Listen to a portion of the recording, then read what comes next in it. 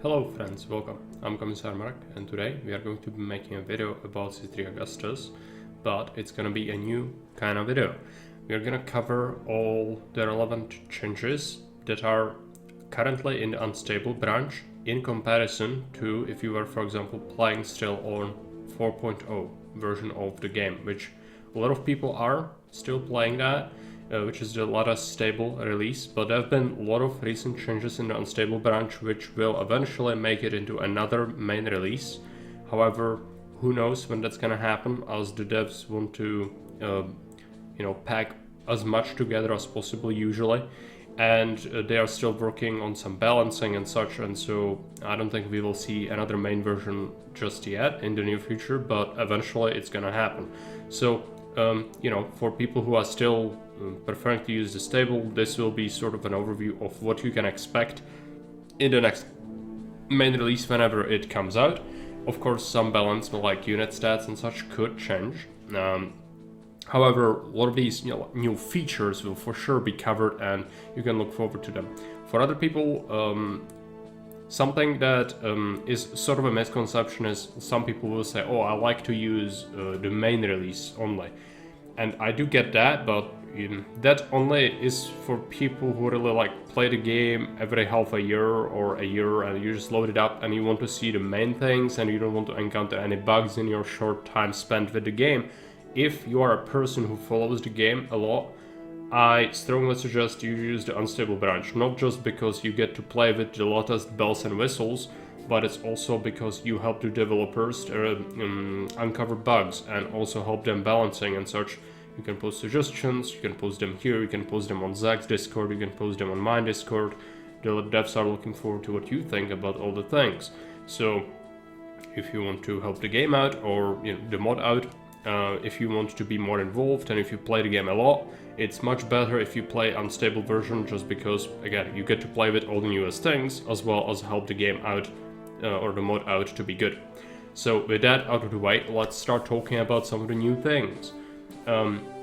In the latest unstable, let's cover like categories. So let's start with military, because there are substantial changes to military system, and so the simplest thing we will cover at the start is warehouses will no longer deliver weapons to the barracks, even though, sorry, I think it was barracks that sent a carter to the warehouse to pick up weapons for it, to recruit legionaries. That's no longer the case.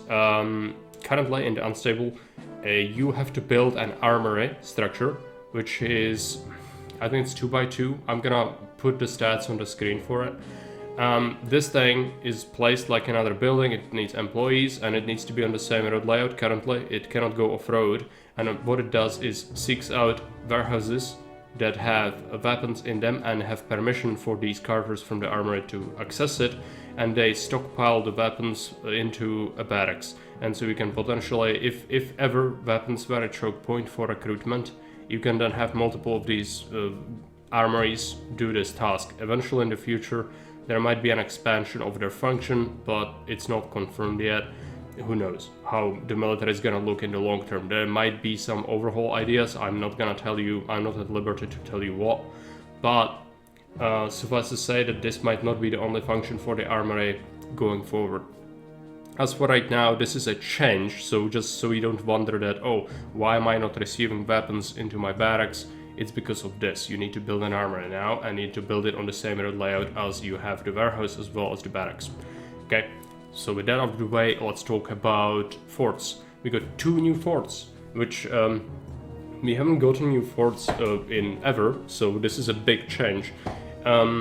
We got auxiliary infantry, which is like weaker version of the legionaries, but they are faster moving and they also benefit from military academy. They can use the square formation to resist projectile damage really well, and they generally are slightly too powerful right now. If I find the stats, I'm gonna put them on the screen right now, but suffice to say, I've heard the devs talk about maybe nerfing them slightly, because currently they basically make it so you are not really encouraged to use the legionaries unless you really want to use the legionaries power in distant battle events where you save distant cities.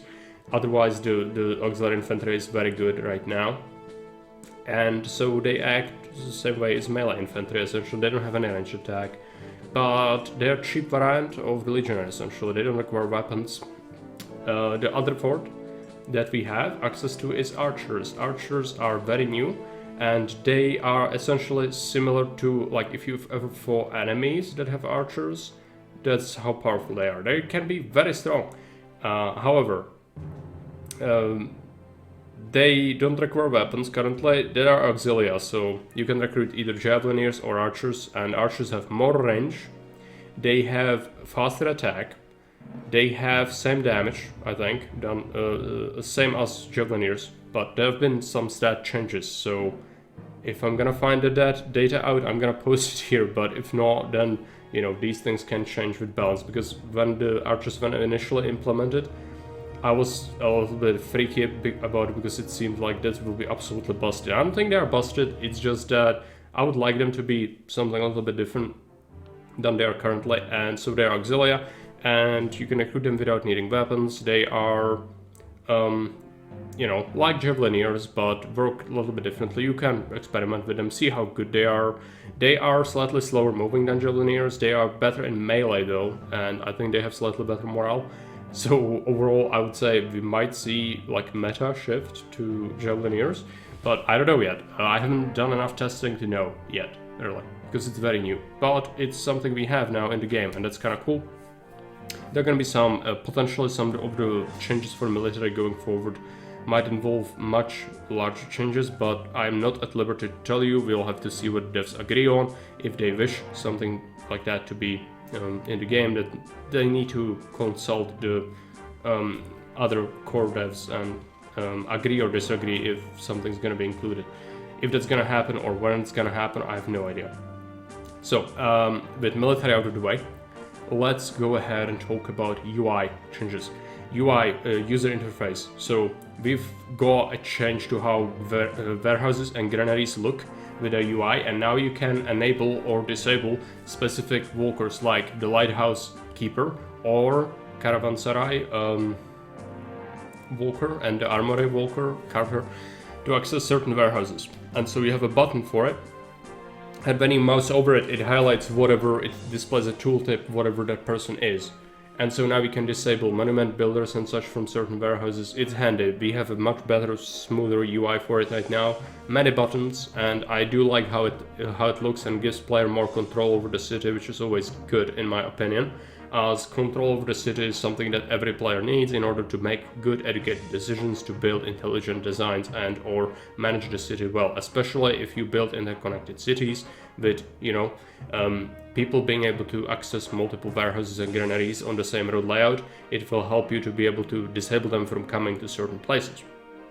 So that is something that's improved. Something else that is new in the unstable compared to 4.0. There are a lot of things that, again, I don't even remember everything. There are a lot of small changes that you might be able to notice yourself, and surely there is more than I'm gonna cover here, but I wanted to cover the basics and the most important things in this video. Another big change that has happened is that consumption of goods for 1x1 tile houses has been reduced by half. Now, what does this mean? This is the fact that in 4.0 and essentially even in Julius or even before this, what happens with 1x1 houses and why they are terrible is that they consume 4 times as many goods per population as 2x2 houses. That's why they are very rarely used, and that's why many people don't like them, myself included. So this change will make them only consume double the goods for population as 2x2 houses, because the house in CZ3 will consume the same amount of goods if they have access to like pottery to be small insula, then 1x1 insula and 2x2 insula will consume the same amount of pottery even though the 2x2 has 4 times as many people in it, right? And so this is changing it to be just, you know, it's not cripplingly terrible as it was before now to have 1x1s, but it is still not good. Do with that information what you will. I will still not use 1x1s, but it is now slightly less punishing to do that. So that is good. On a step in the right direction, you might say. Maps. New changes that are now in the unstable for map makers specifically. you can now trigger curses with events. You can now use events to trigger invasions and invasion types, as that was something we previously did not have access to, as an event was bugged that handled that. Now it is actively being able to do that. And there have been some dependency added for certain structures, so you can use the events to count them, like card depots are now countable with events, which is good, very good changes.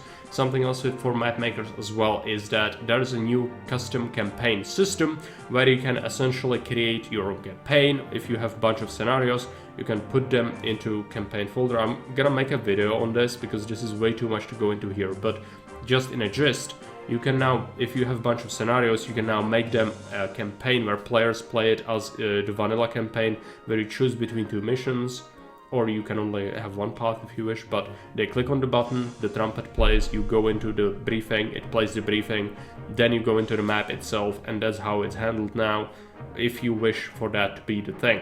However, it is a bit complex, so again, I'm not gonna go into it right now. However, know that that is currently what we have and what we'll probably see a lot of in the near future, as many map makers might switch to this to be able to create their own campaigns, short ones, long ones. I will myself be updating the Unconquered campaign with some of the feedback that we've been receiving, as well as the custom compare system, so that's something you can look forward to. I will also say that I'm going to be making a small expansion for the campaign in the near future, but I don't know the date yet. I haven't started working on it yet. It is something I want to do, and I'm gonna try to keep with the spirit of the original maps as well as the Reconquered mechanics and features, so that's something that people can play after they're done with the Reconquered campaign.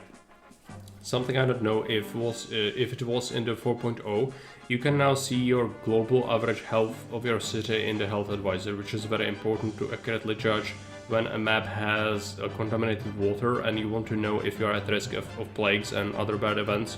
You might want to check this number and or act accordingly when building your cities now, which is, you know, giving players more information is good in my opinion. I would actually like to see an expansion of this and see the same value for sentiment and see how people are happy or unhappy, what your average sentiment is. Currently that's not something we can know. And we had another addition. For map makers, we can now also add custom images to the scenarios and custom messages so that they display custom images, meaning you can just, you know, get an image and make it be displayed in the game when you play a map or player plays a map, which is handy. But there's also another change which allows us to do the same, essentially making Empire map background be custom image. No longer it will be forced to be the brown Empire map of Europe, but you can essentially make your own map or on your own custom Empire's map truly custom. So with this change you can add different images like that. We can also have other changes to map making. There are a lot of new things, so you might want to experiment with the editor even more now. But a lot of these things you just kind of have to know. So again, I will be making a video for a lot of these new things because a lot of people might struggle with using that, because obviously this is going to involve XML editing and also managing the files or your folders in CZ3 to where to put your images and such, which I will make a specific video on a little bit later. There are various changes and fixes, by the way, for different things. I'm not going to cover the menial stuff that has been fixed or added, because really there is no point. But there is another change which is just cosmetic but adds to the feel of the game a lot, and that is if your city has unemployment, you will now see unemployed people sitting in the streets, as you could have previously see them sitting on the stairs of the Senate House. Now you can see them do that in the streets as well. They don't actually interfere with prefects or anything, they don't act in any way, it's just for you to have a visual cue of your city having high unemployment. That's when they start to happen and you can notice them doing that. So that's something to consider when you see them. That's what the city is telling you. Otherwise, I don't know if there are other changes. There might be. There are a lot of things, but currently I'm looking through the list just to know if I haven't missed anything crucial. You know, let me know if I missed anything, and I hope that this will be instrumental in understanding the new unstable, or some people might decide to check it out on their own. And if there is another update video like this, I might cover more changes as they are implemented by the devs, because there is a lot of things that are planned, but it depends if the devs agree on it and if they want to work on it. There's a lot of things that could potentially make it into the mode, but again, we will see how it goes in the future. However, this was big enough update for me to consider making this video, as I think that's a substantial amount of stuff that's just been added for you to maybe be persuaded to check out the unstable version. So anyways, I will thank you for watching the video and see you around. Bye.